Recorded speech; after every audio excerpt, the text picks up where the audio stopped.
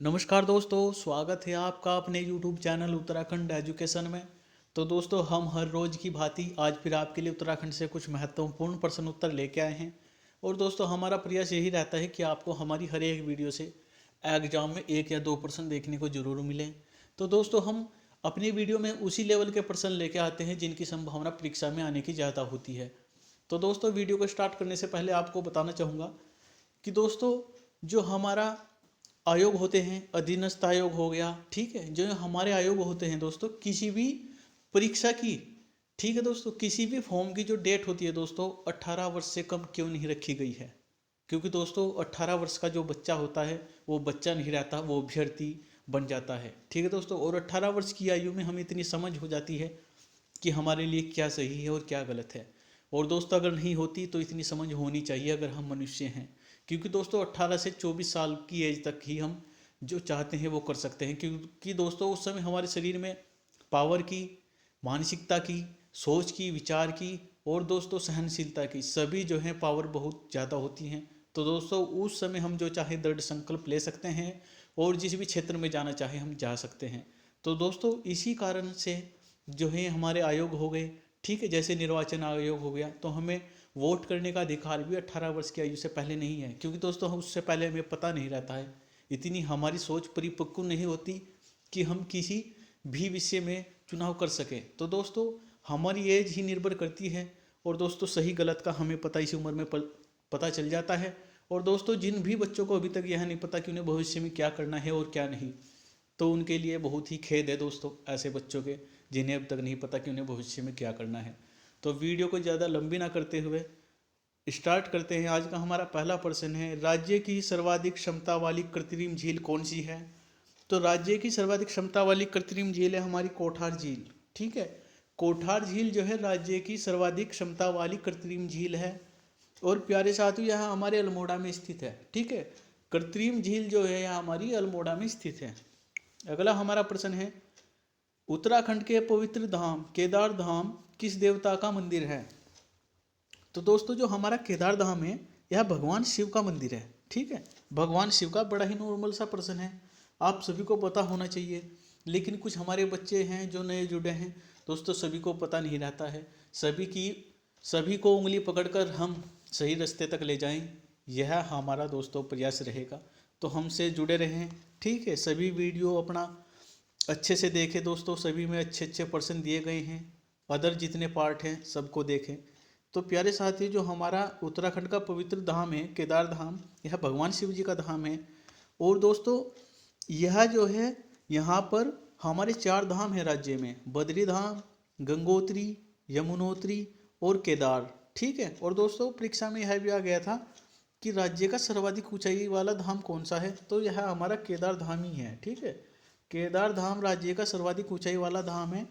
यदि पूछ ले कि राज्य का सबसे कम ऊंचाई वाला धाम कौन सा है, तो यह हमारा गंगोत्री धाम होगा, ठीक है। गंगोत्री धाम जो है सबसे कम ऊंचाई वाला धाम है। और साथियों, यदि यह पूछ ले कि जो हमारा केदार धाम है इसमें भगवान शिव के किस अंग की पूजा होती है, जी हाँ दोस्तों, जितने हमारे धाम है दोस्तों, इनमें भगवान शिव के अलग अलग अंगों की पूजा होती है। तो जो हमारा केदार धाम है यहाँ पर भगवान शिव के पिछले भाग यानी कुबड़ की पूजा होती है। नोट कर ले प्यारे साथियों। अगला हमारा प्रश्न है, प्रदूषण नियंत्रण परिषद का गठन किस जनपद में हुआ था। तो यदि किसी को नहीं पता है तो दोस्तों नोट कर ले, अच्छा प्रश्न है। यह हुआ था देहरादून में, ठीक है। देहरादून में प्रदूषण नियंत्रण परिषद का गठन हुआ था। अगला हमारा प्रश्न है, प्रजामंडल नामक संस्था की स्थापना कहाँ हुई। तो जो हमारी प्रजामंडल नामक संस्था है इसकी स्थापना हुई थी देहरादून में, ठीक है। परीक्षा में यदि आप बैठते हों तो दोस्तों वहाँ पर किसी भी प्रश्न को अधूरा ना पढ़ें, अच्छे से पढ़ें, 2 बार 3 बार विचार करें कि पूछा क्या जा रहा है और हमें बताना क्या है, ठीक है। अधूरा पढ़कर कभी भी उत्तर ना दें दोस्तों, वह आपका गलत हो जाएगा। फिर घर आकर पश्चाताप करोगे कि अधूरा पढ़ लिया, ये हो गया। तो दोस्तों, पढ़ने वालों के लिए परीक्षा में समय कम नहीं है। जो बच्चे अच्छे लेवल के हैं, अच्छी लेवल की तैयारी है, उनके लिए परीक्षा में 1 घंटा या 2 घंटे का समय कम नहीं होता। कम होता है उनके लिए जिनकी जो है दोस्तों अधूरी होती है तैयारी, ठीक है। तो अपनी तैयारी अच्छे लेवल की करें, परीक्षा में बैठकर गलत सलत करने से दोस्तों अपने साल बर्बाद ना करें। आप कई साल तक मेहनत करते हो तब जाकर परीक्षा में बैठते हो, तो दोस्तों अच्छे लेवल की तैयारी करें, मैं तो बस यही कहूँगा। तो दोस्तों जो हमारा प्रजामंडल नामक संस्था है दोस्तों, इसकी स्थापना हुई थी 23 जनवरी 1939 को। जी हाँ दोस्तों, आपको बताना चाहूँगा इसकी स्थापना हुई थी 23 जनवरी 1939 को, नोट कर लें। और दोस्तों ऐसी हमारी एक और संस्था है गणदेश सेवा संघ। गणदेश सेवा संघ किसने चलाई थी? यह चलाई थी हमारी श्रीदेव सुमन जी ने, ठीक है। और इसकी स्थापना हुई थी दोस्तों सन 1938 में। सन 1938 को इसकी स्थापना हुई थी, श्रीदेव सुमन जी ने ही इसकी स्थापना करी थी। और दोस्तों इसकी स्थापना कहाँ हुई थी? जो हमारा गणदेश सेवा संघ है इसकी स्थापना हुई थी दिल्ली में, ठीक है, और 1938 में, ठीक है। कुछ परीक्षाओं में इसका आंसर 36 भी दिया है और 37 भी, लेकिन दोस्तों जो हमारी बुक है उनमें इसका आंसर 38 ही पाया गया है। और अब आके आयोग भी इसका आंसर 38 ही मानता है, सन 1938, ठीक है। अगला हमारा प्रश्न है उत्तराखंड में काचुला खर्क क्या है? जी हाँ दोस्तों, ऐसे प्रश्न भी आते हैं, आपको अजीब से लगते हैं, लेकिन परीक्षा में कुछ भी पूछ सकता है, एग्जामिनर है उसकी मर्जी है। तो दोस्तों आपको तो अपनी तैयारी करके ही जानी होगी। एग्जामिनर किसी भी प्रश्न को तोड़ मरोड़ कर पूछ सकता है, कैसे भी पूछ सकता है। तो दोस्तों जो हमारा उत्तराखंड में काचुला खर्क है क्या है? यह एक कस्तूरी मृग प्रजनन संरक्षण है, ठीक है, एक कस्तूरी मृग प्रजनन संरक्षण है, ठीक है प्यारे साथियों। और बच्चों आपको बताना चाहूँगा इसकी स्थापना सन 1982 में हुई थी, ठीक है, सन 1982 में इसकी स्थापना हुई थी। और कहाँ हुई थी? यह हुई थी चमोली में, ठीक है, चमोली जनपद में हमारा कस्तूरी मृग प्रजनन संरक्षण संस्थान है, ठीक है। अगला हमारा प्रश्न है उत्तराखंड के किस जनपद के चावल विश्व प्रसिद्ध है?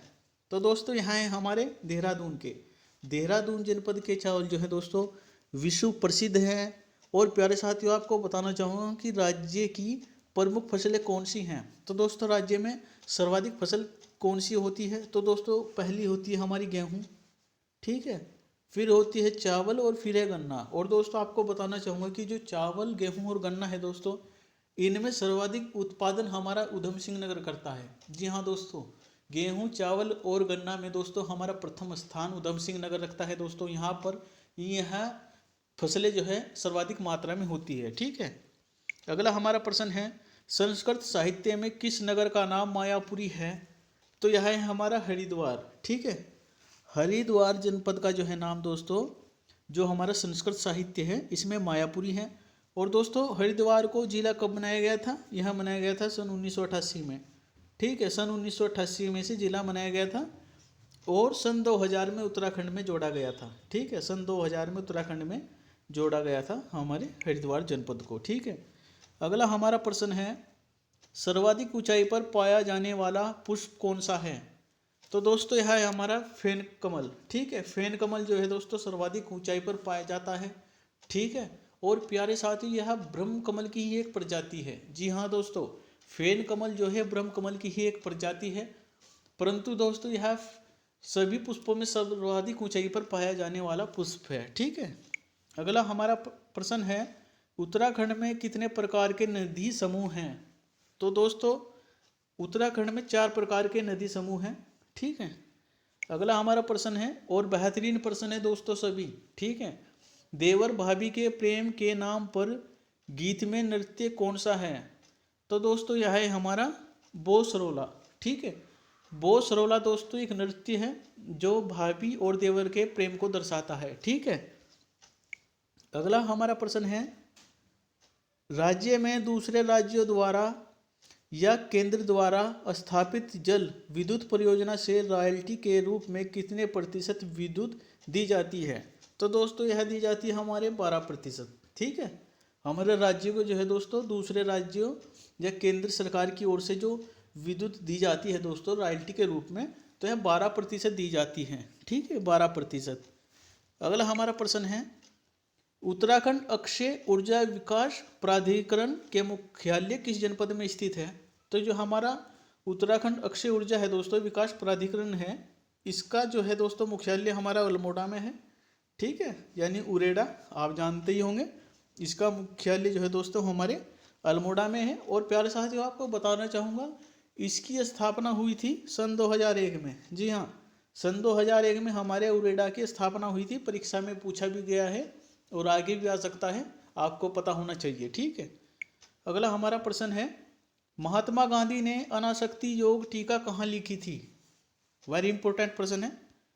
यह लिखी थी हमारे कौसानी में। ठीक है, महात्मा गांधी जी ने कौसानी में लिखी थी हमारी अनासक्ति योग टीका। ठीक है, और ये जो हमारा कौसानी है बागेश्वर में स्थित है। ठीक है, बागेश्वर में स्थित है हमारा कौसानी। और प्यारे साथियों परीक्षा में यह भी आया था कि जो हमारे गांधी जी हैं यह कौसानी में कितने दिन रुके थे? तो दोस्तों ये यहाँ पर 12 दिन रुके थे। ठीक है, 12 दिन रुके थे हमारे गांधी जी कौसानी में। अगला हमारा प्रश्न है, उत्तराखंड अनुसूचित जाति एवं जनजाति आयोग की स्थापना कब हुई? तो यह हुई थी सन 2003 में। अगला हमारा प्रश्न है, सहार टाइम्स उत्तराखंड के किस जनपद से निकलता है? यह निकलता है देहरादून से। ठीक है, सहार टाइम्स हमारे देहरादून जनपद से निकलता है, नोट कर लें। अगला हमारा प्रश्न है, ब्रिटिश सरकार के शासनकाल में उत्तर प्रदेश की ग्रीष्मकालीन राजधानी किस नगर को रखा गया है? मिस प्रिंट हुआ है दोस्तों, ब्रिटिश है। ब्रिटिश सरकार के शासनकाल में जो उत्तर प्रदेश की ग्रीष्मकालीन राजधानी थी दोस्तों, वह किस नगर को रखा गया था? तो यह रखा गया था हमारे नैनीताल को। ठीक है, और दोस्तों इसे उत्तर प्रदेश की ग्रीष्मकालीन राजधानी रखा गया था सन 1962 तक। ठीक है, सन 1962 तक जो है हमारा नैनीताल उत्तर प्रदेश की ग्रीष्मकालीन राजधानी के रूप में रहा है। ठीक है, अगला हमारा प्रश्न है, मेवाल क्या है? तो दोस्तों ऐसे प्रश्न भी परीक्षा में आते हैं। पहले भी आपको बता चुका हूँ कि कोई एक शब्द दे देता है और दोस्तों पूछता है कि ये क्या है। या तो कोई त्योहार होता है, या नृत्य होता है, पकवान होता है, या मसाला हो सकता है। दोस्तों कुछ भी हो सकता है। तो प्यारे साथियों अधिक से अधिक जानकारी प्राप्त करनी भी चाहिए, हमें अपने राज्य के बारे में ज्ञान होना चाहिए। तो दोस्तों यह एक लोक नृत्य है, मेवाल एक लोक नृत्य है प्यारे साथियों। ठीक है, अगला हमारा प्रश्न है, वन अनुसंधान संस्थान की स्थापना कब हुई? तो दोस्तों यह हुई थी सन 1906 में। वन अनुसंधान संस्थान की स्थापना हुई थी सन 1906 में, और यह हुई थी देहरादून में। ठीक है, देहरादून में इसकी स्थापना हुई थी। ठीक है, अगला हमारा प्रश्न है, उत्तराखंड में शहरों की संख्या कितनी है? तो दोस्तों कुल शहर है हमारे राज्य में 86। ठीक है, अगला हमारा प्रश्न है, उत्तराखंड के चनौदा में स्थित आश्रम को कब बंद किया? तो दोस्तों हमारे जो अल्मोड़ा में एक चनौदा में स्थित आश्रम है दोस्तों, इसको बंद कब किया गया था? यह किया गया था सन 1942 में। दोस्तों अच्छे लेवल के प्रश्न है, सभी परीक्षा में आने की ज़्यादा संभावना है। 3 या 4 बुक से हम डेली आपके लिए मिश्रण लेके आते हैं प्रश्नों का। और दोस्तों हम इसीलिए ऐसे प्रश्न लेके आते हैं ताकि आपको एग्जाम में सफलता हासिल ज़रूर हो। तो प्यारे साथियों आपको वीडियो कैसी लगी? वीडियो अच्छी लगी हो तो लाइक, कमेंट और शेयर करना ना भूलें, और हमारे चैनल को ज़्यादा से ज़्यादा सब्सक्राइब करें ताकि दोस्तों हमारा उत्साह बढ़े आपके प्रति, और हम और अच्छी वीडियो लेके आएँ। धन्यवाद दोस्तों।